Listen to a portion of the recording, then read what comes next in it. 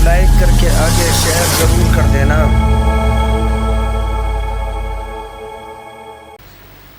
بات کوالٹی کی ہے۔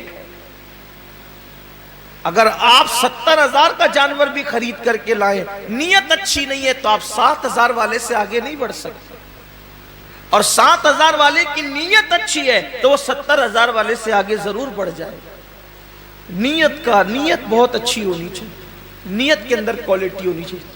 تو حضرت سیدنا ابو ہریرہ رضی اللہ تعالیٰ عنہ فرماتے ہیں کہ وہ شہید ہوگا، شہادت کے بعد بھی اس کو جہنم میں لے جائے جائے۔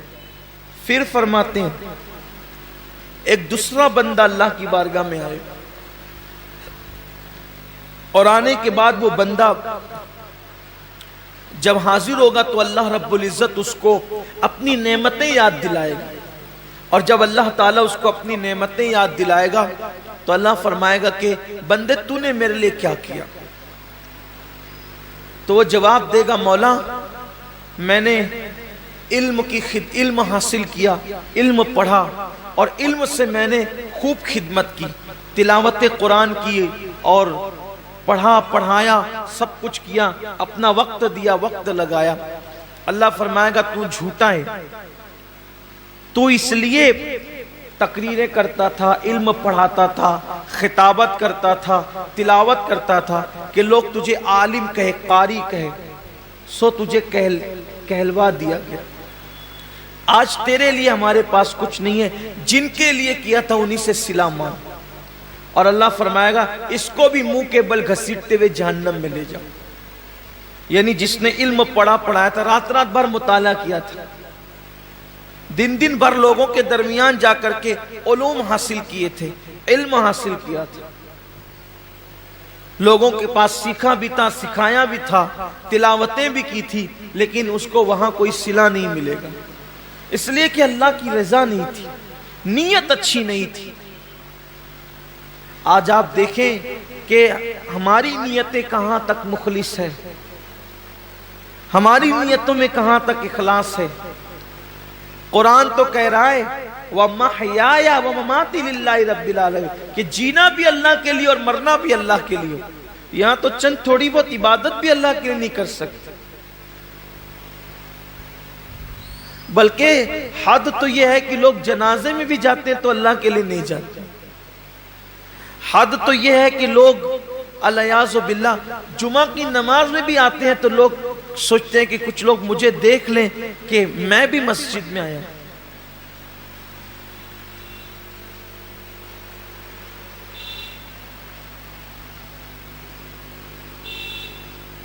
میں بھی عیدگاہ میں آیا ہوں، میں بھی حج کے لیے جا رہا ہوں، میں بھی عمرہ کے لیے جا رہا ہوں، قربانی میں بھی کر رہا ہوں، روزے میں بھی رکھ رہا ہوں، وظیفے میں بھی پڑھ رہا ہوں۔ سوچو کتنا بڑا سودا، کتنی گھٹیا قیمت پہ لوگ بیچ رہے ہیں۔ عبادت اللہ کی ہے، صلہ انسان سے لینا ہے، اور انسان کی اوقات کیا ہے کہ انسان کسی انسان کو صلہ دے سکے۔ اللہ کی عزت کی قسم، ایک مرتبہ لفظ اللہ کہنے کا صلہ پوری کائنات نہیں ہو سکتی۔ اس کا نام زبان پر آیا، اس کا صلہ کائنات کی تمام نعمت نہیں ہو سکتی۔ اللہ کی عبادت کا صلہ اللہ کے سوا کوئی نہیں دے سکتا۔ تو بندوں کو چاہیے کہ بندے جب اللہ کی عبادت کریں تو نیت خالص کریں اور سوچے کہ بس اللہ مجھ سے راضی ہو جائے۔ اسی لیے تو جنگ تبوک کے اندر جن صحابہ نے شرکت کی، جنگ تبوک کے اندر جو صحابہ شریک ہوئے تھے ان کو جیش الاسرت کہا جاتا ہے، تنگی والے فوجی۔ بلکہ وہ تنگی کا حال یہ تھا جنگ تبوک کے اندر، مورخین نے یہاں تک لکھا ہے کہ ایک ایک کھجور کو 8 مجاہدین استعمال کرتے تھے۔ سیدنا فاروق اعظم کے حوالے سے بیان ہوتا ہے کہ وہ ان کی باری جب آتی تھی کھجور کھانے کی تو چوس کر کے دوسرے کو دے دیتے تھے، کھاتے نہیں تھے کہ ایک کھجور نے تو 8 لوگوں نے استعمال کرنا ہے تو آخر ملے گا کتنا، تو چوس کے دے دیتے تھے اور پانی پہ اکتفا کرتے تھے۔ سفر لمبا، فوجی زیادہ، تنگی ہے، حتیٰ کہ جانوروں کو باندھنے کے لیے رسیاں نہ تھی تو کچھ خواتین نے اپنی چوٹیاں بھی کاٹ کر کے دے دی کہ اس بالوں کی رسی بنا کر کے جانور کو باندھ دینا۔ یہی وہ جنگ ہے جس میں صدیق اکبر نے پورا مال لا کے دیا، حضرت فاروق اعظم نے آدھا مال لا کر کے دیا۔ بڑی تفصیل ہے جنگ، بہت دشواری والا سفر تھا جنگ تبوک کا۔ ایک صحابی نے اپنے ساتھیوں کو بتایا، توجہ کریں صحابہ کا اخلاص، ایک صحابی نے اپنے ساتھیوں کو بتایا کہ جب اللہ کے رسول کے ساتھ تبوک میں چلے تھے تو بہت دشواریاں تھی، سفر میں جگہ جگہ کٹھنائیاں تھی۔ یہ تو ان کی زبان سے نکل گیا سفر تبوک کی مشکلات، لیکن اسی بتانے پر پوری زندگی روتے تھے کہ میں نے کیوں بتایا، سفر تبوک کی مشکلات کیوں بتایا، سفر تبوک کی تکلیفیں کیوں بتایا، سفر تبوک کی مصیبتیں کیوں بتایا۔ لوگ کہتے ہیں آپ نے لوگوں کی ترغیب کے لیے بتا دیا کہ ہم نے اتنی مصیبتیں اٹھائی سفر تبوک میں تاکہ لوگوں کو بھی جذبہ پیدا ہو کہ وہ دین کی راہ میں تکلیفیں اٹھائیں۔ فرماتے ہیں میں اس پر ڈرتا ہوں کہ میں نے جو سفر تبوک کی تکلیفیں بتائی ہے اللہ مجھ سے ناراض ہو کر کے میرا وہ سفر رد نہ کر دے اور اس کا اجر اللہ تعالیٰ ضائع نہ کر دے۔ یہ ان کا اخلاص تھا، یعنی اللہ کی راہ میں وہ جو مصیبتیں اٹھاتے تھے اس کو بھی کسی سے بیان کرنے کو خلاف ادب تصور کرتے تھے۔ اللہ کے لیے جو کیا وہ اس کو چھپانا ہی چاہتے تھے، اللہ کے لیے جو کیا وہ اس کو پردے ہی میں ڈالنا چاہتے تھے تاکہ ان کا اجر ضائع نہ ہو۔ اور یہاں تو حال یہ ہے کہ کیا اللہ کے لیے ہے اور اس کی تشہیر تو ہونی چاہیے۔ ابھی آپ دیکھیے گا کہ قربانیوں کے جانوروں کی تصویریں بھی واٹس ایپ پر آئے گی،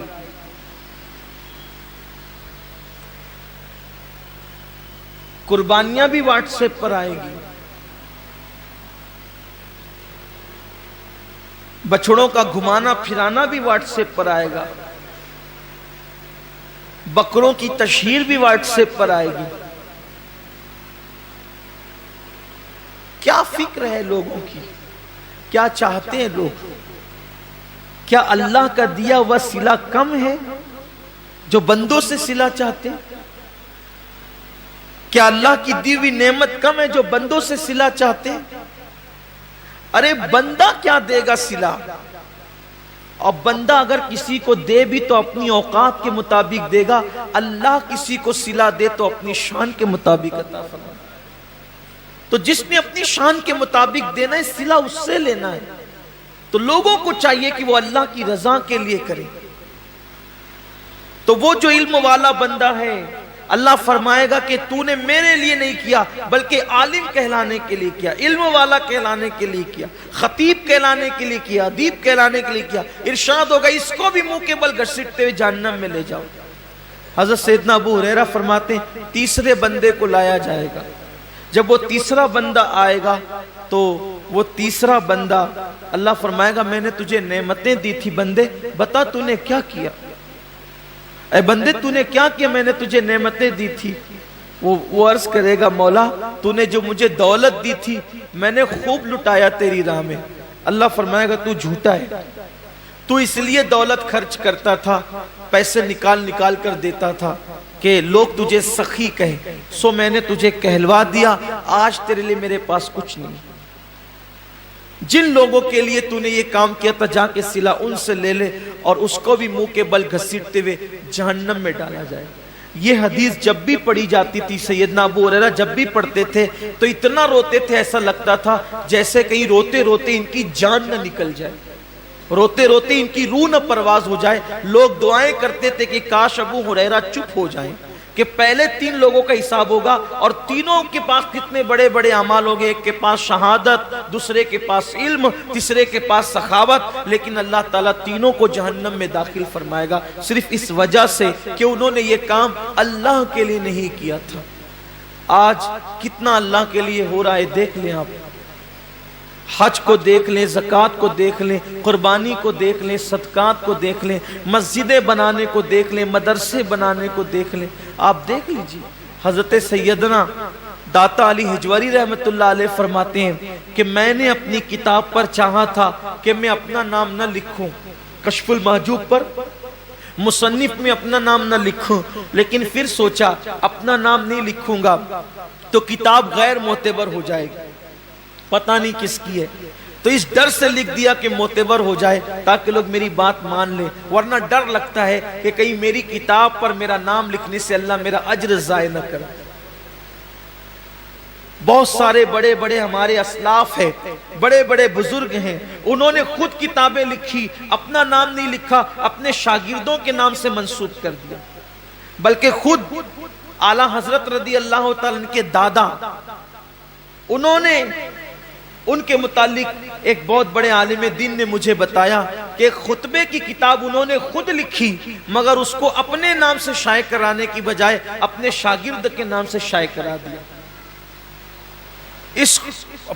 یہ اللہ والوں کی شان ہے کہ اپنے اعمال لوگوں کے نام سے شائع ہو جائیں تاکہ ضائع ہونے سے بچ جائے، کیونکہ اللہ تو دیکھ رہا ہے، صلہ تو اللہ نے دینا ہے۔ لیکن آج حال یہ کہ انسان یہ چاہتا ہے کہ سب کا کہ اعمال ہم اپنے نام کر لیں۔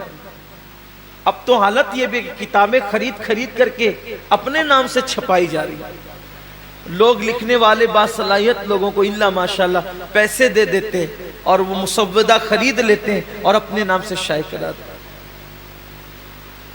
میں کہاں اللہ والوں کی وہ ذات کہ اپنی کتابیں دوسروں کے نام سے شائع کرا دی تاکہ اجر ضائع نہ ہو، اور اب کہاں حالات یہ کہ دوسروں کی کتابیں اپنے نام سے شائع کرا دی، دوسروں کے کلام اپنے نام سے شائع کرا دی۔ اس کا مطلب اخلاص رخصت ہو رہا ہے، لوگوں کے نزدیک اللہ کی رضا کی اہمیت نہیں رہ گئی، لوگوں کے نزدیک رضا الہی کی اہمیت نہیں رہ گئی، اور اللہ رب العزت اپنے محبوب سے فرما رہا ہے وَمَحْيَايَ وَمَمَاتِي لِلَّهِ رَبِّ الْعَالَمِينَ، حبیب اعلان کر دیے کہ زندگی بھی خدا کے لیے ہے اور موت بھی خدا کے لیے۔ اور یاد رکھنا، اپنی گفتگو کو سمیٹتے ہوئے کہہ رہا ہوں، جس کام میں اللہ کی رضا ہوگی یا اللہ کی رضا کی نیت ہوگی، جس کام میں اخلاص ہوگا، اس کام میں اللہ رب العزت کی رضا شامل ہوگی، تو اس میں اللہ کی طاقت اور قوت بھی شامل ہوگی۔ جس کام میں خلوص ہوگا، اس کام میں خدا کی طاقت بھی شامل ہوگی۔ اس سلسلے میں ایک روایت بیان کی جاتی، اس میں اپنی گفتگو ختم کروں گا۔